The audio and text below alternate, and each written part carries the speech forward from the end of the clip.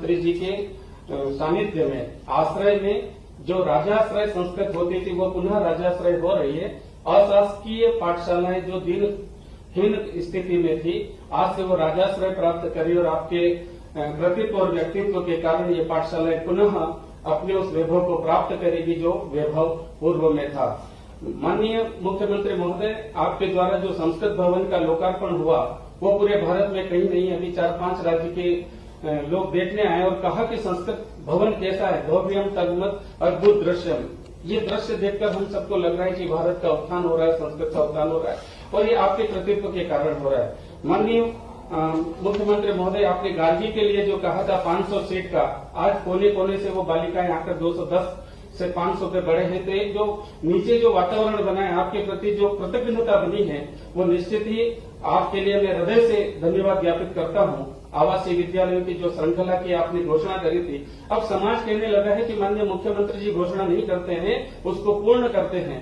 और ये पूर्णता का एक और कदम संस्कृत के प्रति आपका जो आज कर रहे हैं, इसके लिए भी मैं कृतज्ञता करता हूं आपकी कि 5 पाठशाला जो आवासीय जो जिलों में हुई है, उसका जो प्रतिशत है, जो वनवासी क्षेत्र है, जो संस्कृत से वंचित था, वो आकर के उसमें पढ़ रहे हैं।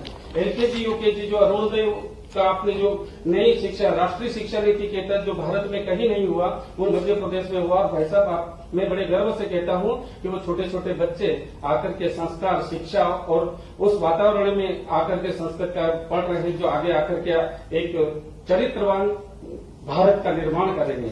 प्राध्यापक पीठ के माध्यम से नए शोध आरंभ हुए। माननीय, क्या क्या कहूं मैं आपके, मैं कृतज्ञता हूं, मैं प्रसन्न हूं, मेरा रोम रोम पुलकित हो रहा है कि आपके द्वारा जो कार्य हुआ है वो पूरे भारत में कहीं नहीं हुआ। 4 राज्य, उत्तराखंड, आसाम और जम्मू कश्मीर से महोदय हमारे पास फोन आया और आपके क्या क्या काम कर रहे हो, कैसे कर रहे हैं माननीय मुख्यमंत्री जी के नेतृत्व में, वो पूरा ड्राफ्ट हमको दीजिए। ये हम सबका आपके कारण ये यशस्विता है और मैं तो ईश्वर से प्रार्थना करूंगा कि आप यशस्वी हो। और ये जो आज आरंभ कर रहे हैं, हजारों साल तक एक नई नीति का निर्माण करेंगे, नए भारत का निर्माण करेंगे और संस्कृत हमेशा कृतज्ञ रहेगी। और ये छात्र जो अशासकीय हैं, जो गांव से आकर के रह रहे हैं, उनके भरण पोषण के लिए जो राशि हम आज इन पाठशालाओं को दे रहे हैं, वो एक इतिहास बनेगी। और महोदय, इस साल से 50 अशासकीय विद्यालयों को अधोसंरचना के लिए 50 लाख तक की राशि का भी एक प्रावधान आपके नेतृत्व में किया और वो भी उन पाठशालाओं के लिए जहां भोजनशाला नहीं है, कहीं कंप्यूटर नहीं है, इसके लिए वो हो रहे हैं। और पुनः मैं हृदय से आभार प्रदर्शन करता हूं, कृतज्ञता ज्ञापित करता हूं कि आपने इतनी व्यस्ततम समय से भी आपका जो संस्कृत प्रेम झलकता है, संस्कृत के प्रति निष्ठा और राष्ट्र को निर्माण करने की आपको जो शक्ति ईश्वर दे रहा है, वो दिनों दिन देते रहें और आप हमारे मार्गदर्शक, संरक्षक बनकर इस संस्कृत के प्रति हम सबको कृतज्ञ करें। पुनः आपका बहुत बहुत धन्यवाद। मंत्री महोदय से हम लोग 1 क्लिक के माध्यम से सहायता राशि अंतरण।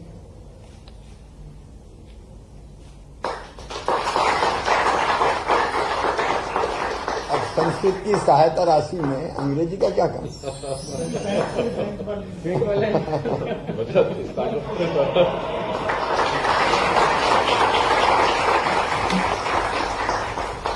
अब माननीय मुख्यमंत्री महोदय से उद्बोधन एवं शुभकामना संदेश। महर्षि पतंजलि संस्कृत संस्थान के माननीय अध्यक्ष जी, निदेशक जी, योग आयोग के अध्यक्ष जी और उपस्थित सभी मित्रों, प्रणाम।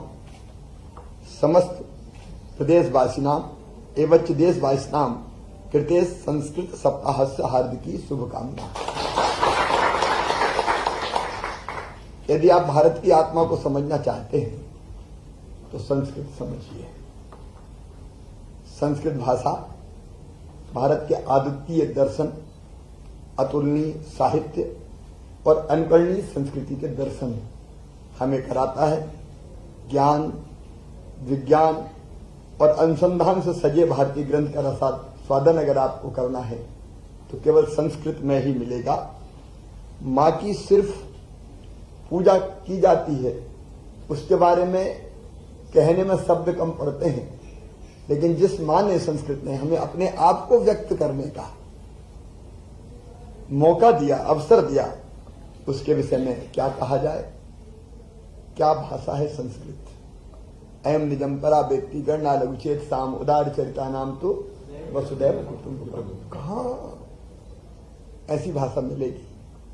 सर्वे भवन्तु सुखिनः, सर्वे सन्तु निरामया, सर्वे भद्राणि पश्यन्तु मा कश्चित् दुर्भाग् भवेत्। अद्भुत है सचमुच में। और इसलिए आज मैं इस कार्यक्रम में आना अपने आप को भाग्यशाली मानता हूं।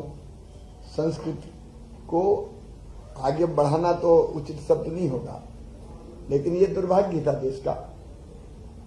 बीच में संस्कृत का जो उत्थान होना चाहिए था देश की गुलामी के कारण, और गुलामी के बाद भी फिर जिनने शासन किया उनको लगा कि पश्चिम का ही सब श्रेष्ठ है, और अंग्रेजी को जबरदस्ती हमारे ऊपर लादने की कोशिश की गई। और इसलिए वर्षों तक भारतीय संस्कृति, जीवन मूल्य, परंपराएं, हमारी भाषा, हमारी पूरी संस्कृति, इसका अनादर होता रहा। लेकिन अब फिर से भारत के सांस्कृतिक उत्थान के स्वर्ण युग का उदय हुआ है, और इसलिए अब मां संस्कृत की भी हम लोग ठीक ढंग से सेवा कर पा रहे हैं। संस्कृत की सेवा में लगे हुए महर्षि पतंजलि संस्कृत संस्थान और अन्य सभी जितनी संस्थाएं हैं उन सबको मैं हृदय से धन्यवाद देता हूं, और ये विश्वास दिलाता हूं कि संस्कृत का उत्थान मतलब हमारा उत्थान है, हमारे राष्ट्र का उत्थान है, हमारी संस्कृति का उत्थान है। इसलिए उस काम में हम सदैव लगे रहेंगे। आप सबको बहुत बहुत धन्यवाद। क्षमा चाहता हूं कि लगातार सवेरे से विलंब से चल रहा हूं, और 4 बजे अपना जो हमारा चिकित्सा महाविद्यालय गांधी, वहां 4 बजे पहुंचना था। मुझे अब लगभग 5:30 बज गए हैं, इसलिए मैंने कहा संक्षिप्त कार्यक्रम करके निकलना पड़ेगा। 5:45 ही बज गए लगभग। आपको बहुत बहुत धन्यवाद। सुना फिर मिलते।